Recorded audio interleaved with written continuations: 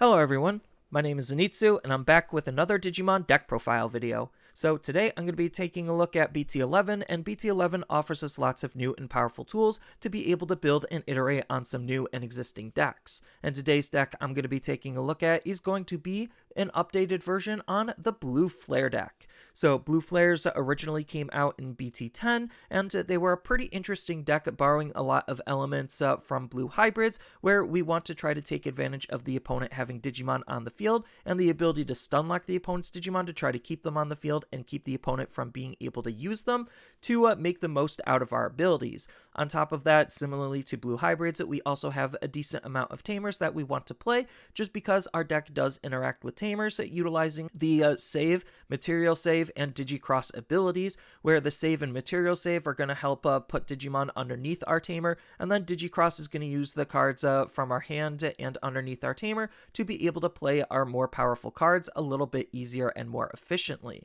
So with all that said and done, let's just dive right into the deck profile. Starting off with the Digitama, I am actually going to be running 5 Digitama. You don't necessarily have to if you don't need to. There is just enough consistency on what the Digitama slot in blue can do, especially for this deck, for us to want to run 5 Digitamas. So the Digitama slot is just dedicated to help us draw cards, so I'm going to be running 1 copy of a Bebydomon to fit on theme with the deck, just because we want the opponent to have 2 or more Digimon on the field, and this rewards us for having the opponent have 2 or more Digimon on their field with some nice card draw when we attack with our Digimon. But the main Digitama of the deck is going to be 4 copies of Wanyamon. So Wanyamon is a really fantastic Digitama just because we're already wanting to play with blue Tamers. So it's just doing the same thing as Bebydomon. It's just easier and better just because it requires a blue Tamer on our side of the field to be in play in order to draw a card when our Digimon are attacking. Next, on to the rookies, I'm going to be running 2 copies of Syakomon. So we do have some flexibility in terms of the rookies that we could run, but I am just going to be delegating the extra rookie slots to basically running the anti-meta floodgates, just because we want to try to stall and stop some of the opponent's actions and slow them down when we can, just because we're more focused about playing our level 4s and our 5s, and we could actually utilize our level 3s to be a little bit aggressive with, or just have them sit and chill on the field. So Syakomon is one of the better anti-meta floodgates, especially for this meta, just because he stops the opponent from being able to reduce their Digivolution costs, which could matter in specific matchups like against anything green, and even against Black War Greymon X decks, utilizing the Greymon X antibody from BT11. And similarly, I'm going to be running 2 copies of ModokiBetamon as the other anti-meta floodgate to try to stop the opponent from being able to gain their memory, to try to make them as memory deficient as we could possibly make them, to put them off of their game plan and gameplay, thus slowing them down, similarly to Syakomon. Next, I'm going to be running 4 copies of Gaossmon. So this is the BT10 Blue Flare version of Gaossmon, and it's in the deck to synergize with our Blue Flares. He has this nice on-delete ability that helps us free play a level 4 Blue Flare from our hand suspended for free, which is pretty good because a lot of our level 4 Blue Flares have on-play abilities that we want to trigger to be able to either help with the deck's overall consistency or get us set up in a particular state, so that way we could try to make our plays as efficient as we possibly can. And Gaossmon being a card that we could use very early on to set that up, while also being able to chip at the opponent's security, is just pretty decent. And then the last rookie of the deck is going to be 4 copies of Dracomon. So this is the brand new BT11 version of Dracomon, and this is kind of a flex spot in the deck. You don't necessarily have to run it if you don't want to, and it could be delegated to some other tech cards, but I do like what he's offering for the deck, not only just being another low-level Blue Flare Digimon for some Blue Flare consistency, but he is adding his own level of consistency and efficiency into the deck, so that way we could try to make the most out of our cards. So the ability that he has native to him, so while he's going to be chilling on the field, is when we play another Blue Flare traded Digimon, we're going to be drawing a card, which we could do either off of the digi-xros ability or off of something like our Gaossmon. So that could help with the deck's consistency, on top of the fact that he also has a nice inheritable ability to be able to have a similar style ability as his native ability, where instead of drawing a card when we play a Blue Flare Digimon, we get to gain a memory to try to make our cards a little bit more efficient. Next, on to the champions, I'm going to be running 4 copies of Greymon. So this is the BT10 version of Greymon, and this Greymon is going to be one of the deck's dedicated digging tools. Then we get the option to be able to return a MetalGreymon from our trash to our hand instead of the searching, while also having the on-delete ability of save, so when he's on the field and he gets deleted, then he's going to be tucking himself underneath one of our tamers to use as material for later, just because his inheritable ability is really powerful, where it's just adding the potential for our Digimon to multi-attack as long as they're blue flares, and the opponent has 2 or more Digimon in play. Next, I'm going to be running 4 copies of Deckerdramon. So Deckerdramon, like the Greymon that we just saw, is in the deck to try to help out with the overall consistency of the deck, just because he's going to be helping us draw cards, and he could potentially help us draw a lot of cards. For each of the opponent's Digimon that they have in play, we're going to be able to draw an extra card, so he could help us see a lot of potential cards, while also having that same save ability that we just saw with Greymon, to be able to put him underneath our tamer and utilize his inheritable ability to try to DP boost our Digimon when the opponent has enough Digimon in play to make our Digimon as strong as they possibly can during all turns. And then the last champion of the deck is going to be 4 copies of MailBirdramon. So MailBirdramon, unlike the other 2, isn't necessarily helping with the overall consistency of the deck. He's just trying to help with our overall setup, where if we have a Kiriha in play, then we get to return a MetalGreymon from our trash to our hand, similarly to the Greymon. And if we don't have a Kiriha in play, then we get to play one for free, so we do have that added utility to recycle or set up. Then he, like the others, has the on-delete ability of save to tuck him underneath our tamer to use for the digi-xros ability of our higher level Digimon, so that way we could take advantage of his inheritable ability to be able to try to stunlock the opponent's Digimon.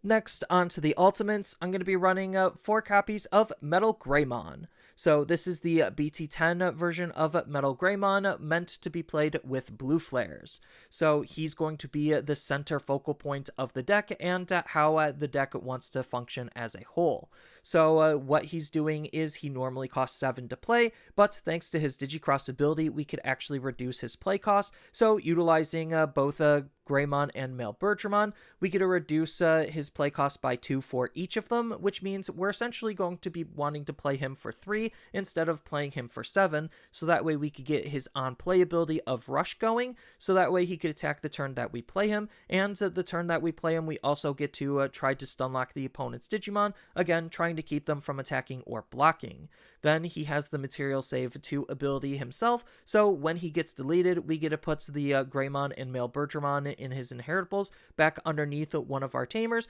so that way we could line up for another potential MetalGreymon play.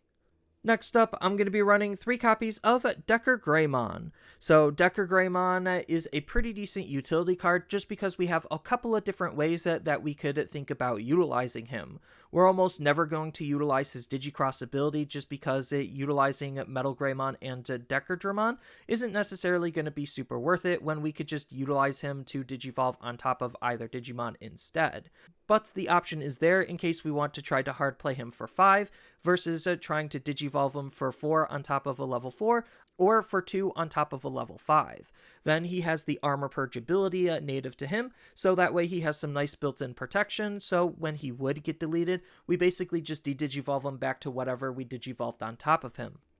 Then, for utilizing him, either hard playing him or digivolving into him, we get his ability where we get to basically just shove another card underneath him from our hand or tamer, as long as it's another blue flare traded Digimon, and then we get to potentially stunlock one of the opponent's Digimon, as long as one of the cards underneath him is a Deckerdramon, so it's just more stunlock potential to try to keep the opponent from being able to do anything while having and spawning a very aggressive body. And then the last level 5 of the deck is going to be 2 copies of MetalGreymon plus Cyber Launcher. So MetalGreymon plus Cyber Launcher is going to be doing something very similar to DeckerGreymon on how we could approach it utilizing the card. So his digi-xros ability takes a MetalGreymon and ByByrdramon, but he also does count as a MetalGreymon and ByByrdramon himself, which is why we don't necessarily need to run ByByrdramon, just because we could use him instead. But like a DeckerGreymon, he does have that same style of evolution, where we could digivolve him for 4 on a level 4 or 2 on a level 5, coming with the Armor Purge ability built in, again for that added protection, and his on-play and when digivolving ability is actually acting as some decent removal, where we get to, again, place another blue flare from our hand or underneath our tamer, underneath this Digimon to the bottom, and then we get to return one of the opponent's level 3 Digimon to the bottom of their deck, and if ByByrdramon is underneath him, then we get to return one of the opponent's level 4 or lower Digimon instead, which is still pretty decent forms of removal to try to get rid of some pesky cards on the lower stages that we want to try to get rid of. And then the last Digimon of the deck is going to be 2 copies of ZeigGreymon. So ZeigGreymon is a pretty decent new addition into the deck, just because we have some pretty powerful abilities to be able to be hyper aggressive with this card. So we could digivolve him normally for 3 on top of a blue level 5 or a red level 5, which the red level 5 actually means that we could add some spicy tech cards into the deck, depending on how you want to build the deck. But most of the time, you're just going to take the cheaper alternative route to digivolve him for 2 on top of a MetalGreymon. Then when we digivolve up into him, we get to unsuspend this Digimon, which the deck already has ways to multi-attack, so having more abilities to unsuspend means that we have more ways to be able to attack and apply pressure onto the opponent. Then, when we digivolve into him, if he has a Blue Flare or Cross Hearts traded Digimon in his Digivolution source, and the opponent has 2 or more Digimon in play, then we get to gain 2 memory, which, if we digivolved on top of a Greymon for 2, means that we basically get a free evolution, which means we basically get a free attack. And then he even has his own on-delete save ability, where we get to place him underneath him, but it's a little bit better than your traditional save, because then we also get to place a blue Greymon and a blue MailBirdramon from our trash underneath one of our general tamers. So this is pretty decent, just because placing those 2 cards means that we get to line up a MetalGreymon to be even more aggressive with if we didn't close out the game utilizing this card. Then he even has a nice inheritable ability for us to use that's adding some extra defensive lines of play into the deck. Next, on to the tamers, I'm going to be running 2 copies of Sora and Joe. So Sora and Joe is a pretty good blue generic tamer for us to be utilizing, just because we want to try to attack the opponent's inheritable sources in order to line up some stunlock abilities off of our Digimon, and this is a really good card to do that when our Digimon are attacking. Then it also rewards us with some extra memory when the opponent's Digimon doesn't have any Digivolution sources, so we could try to make some more powerful plays possible. Next, I'm going to be running 4 copies of Kiriha. So Kiriha is a really important tamer for how this deck wants to play, just because he is going to be the blue flare general that a lot of our cards are centered around. So he's also going to be acting as the memory fixing tamer, so that way our memory is always going to be set to 3, which is pretty important, so that way we could be able to hard play our MetalGreymon for its digi-xros ability and to not be able to pass the turn onto the opponent's side. Then on top of that, he has the very important ability that allows us to use the Digimon that we've saved underneath our tamers to be able to use as fodder material for lining up our digi-xros ability. And then the last tamer of the deck is going to be 2 copies of Taiki, Kiriha, and Nene. So Taiki, Kiriha, and Nene is a pretty decent card because it's just helping with the overall engine of the deck, where we get to place a blue flare or cross hearts traded Digimon from our hand underneath our tamer to be able to gain a memory and draw a card. So it's helping set up our digi-crosses to be in a particular state, while helping us with some of our memory management and deck cycling. Then on top of that, it has an ability similarly to Kiriha, where it's just helping us utilize the Digimon underneath our tamers to be able to use for digi-xros material to, well, digi-xros with. And then lastly, onto the options, I'm going to be running 4 copies of Blazing Memory Boost. So Blazing Memory Boost is a huge consistency tool just because it's helping us dig for our cards and potentially set up our tamer. On top of being a memory boost, so that way we could use its secondary ability of a delay to be able to gain 2 memory at a later turn to make some very powerful turns with. Next, I'm going to be running 1 copy of Ice Wall. So Ice Wall is such a powerful card that it is limited to 1, which is why we're only running 1 copy of it. But its main ability states that all of the opponent's Digimon gains the when attacking ability of losing 2 memory until the end of their next turn, which is just really powerful because it doesn't necessarily matter if the Digimon is coming out of raising, if it's already on the field, coming off of a tamer, or out of their hand or grave. It just doesn't matter. It just gives them this ability to anti-tempo them when they're thinking about trying to aggress onto us. Then on top of that, it also has a nice anti-tempo security ability to be able to gain 2 memory, which is effectively taking away 2 memory from the opponent, which could put them off of their game plan. And then the last option and last card of the deck is going to be 2 copies of Sourai. So Sourai is going to be the main line of defense in terms of options for the deck, just because we're trying to use it to stop the opponent from continuing their aggression. But as far as the overall game plan and gameplay of the deck, it is a pretty interesting deck just because it's not playing the game in a traditional manner where you're trying to digivolve from your breeding area all the way up into your higher stage Digimon, and we're actually trying to set up and line up our Digicrosses, and that's the whole core goal of the deck, is just setting up those Digicrosses. So when it comes to our level 3s, we have some pretty decent utility on our level 3s, but the most important level 3 for us to use is going to be our Gaossmon, so that way we could swing and chip at the opponent's security, and then we don't even care if they have a blocker or something, because we want Gaossmon to die, so that way we could be able to use his ability to play any of our level 4s for free, and they all have good on-play abilities to help with setup and consistency. Then when it comes to our level 4s, we're just utilizing them to be hyper-aggressive with after we utilize their on-play abilities. Yes, we actually do want to hard play these more often than Digivolve on top of level 3s,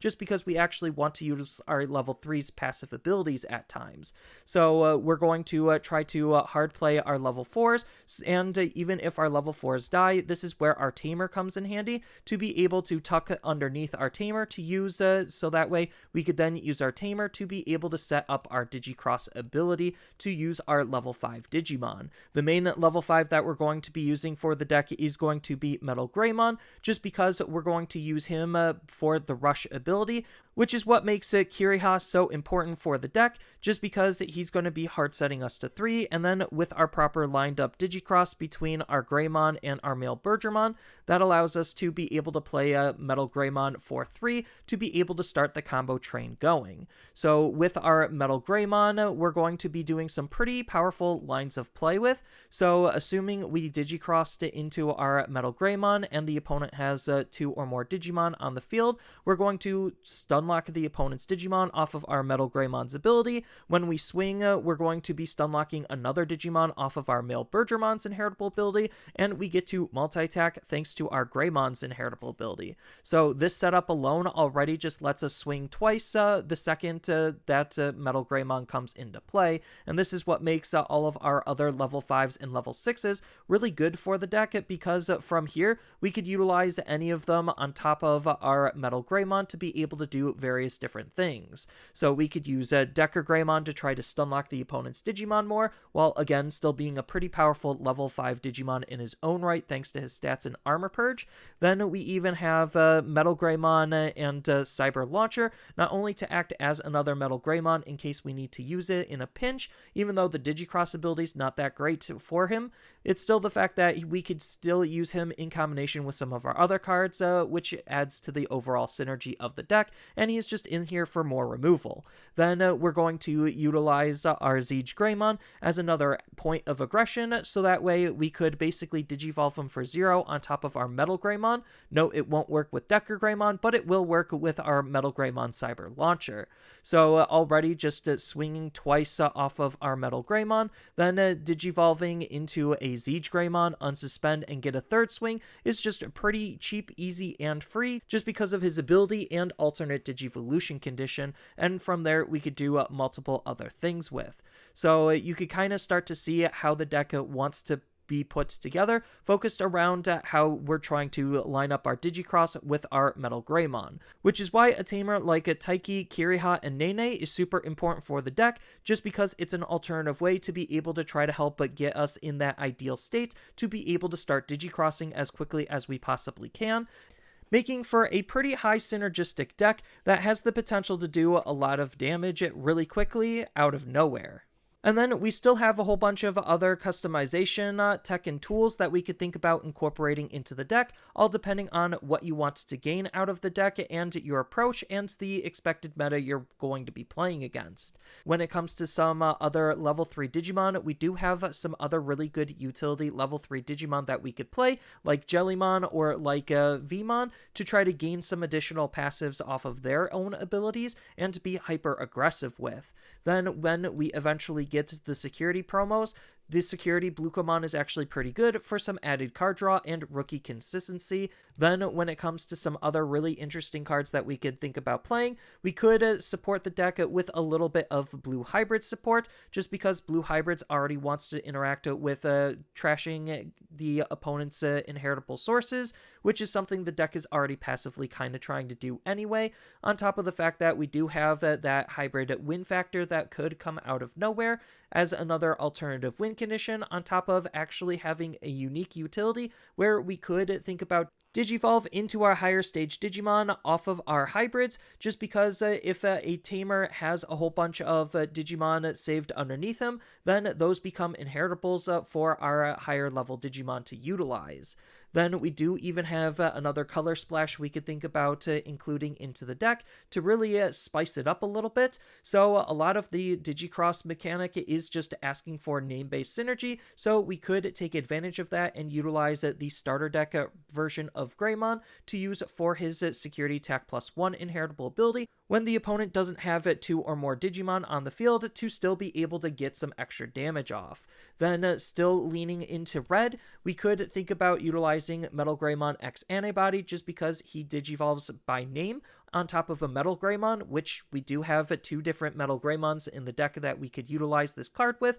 on top of the fact that now that ZeigGreymon can digivolve off of red as a good level 6, gives us extra usability to be able to be even more aggressive with this style of play and these types of cards. Then we do have another blue flare Digimon that we could run in the form of CyberDramon to try to pair up and make our Cyber Launcher a little bit better. Then we do have a slew of different removal options that we could incorporate into the deck in case we're expecting Sourai to be not super effective against trying to stop the opponent. We don't necessarily want to always remove Digimon on the field because our Digimon need the opponent to have more Digimon in play in order to utilize our abilities, but the option is there and available for us. Then we do have a couple of different boost tech that we could incorporate. Then we still have some really good blue generic staple cards that we could incorporate into the deck, like Blue Memory Boost and Hammer Spark, and even Kaiser Nail, just because a lot of our Digimon already have on-play abilities, and Kaiser Nail is one of the cheapest way to be able to split those apart. Then, as another really interesting spicy tech card, we could even incorporate Yuya Kuga as a really good card to just try to help protect our Digimon against the opponent's options, because he's just asking for Greymons to digivolve on top of Greymons, basically, which is something we're already doing in the deck with our alternative formed level 5 Digimon. And then leaning back into the blue hybrid spectrum, we do have Tommy as another really good tamer for us to play to try to attack the opponent's inheritable, while being a really good card to use in combination with our hybrids. So that's all I really have for this video. As always, feel free to tell me your thoughts down in the comments below, and down in the description below are a couple of different ways you could support me and the channel. So I do have a TCG Player affiliate link, so when you use that link to buy cards off of TCG Player, then some of that money will go to supporting me and the channel. I also do make and sell playmats over on Overcard Gamers on Facebook, so when you buy a playmat with my design, then some of that money will also go to help supporting me and the channel. And on top of all of that, I do have a Twitch account over on twitch.tv/Zenitsu, so giving me a follow and a subscription also helps support me there, and I do play Digimon on top of various other games on that platform as well. So thank you everyone for watching, and as always, don't forget to like, share, and subscribe for more content, and I'll see you in the next video.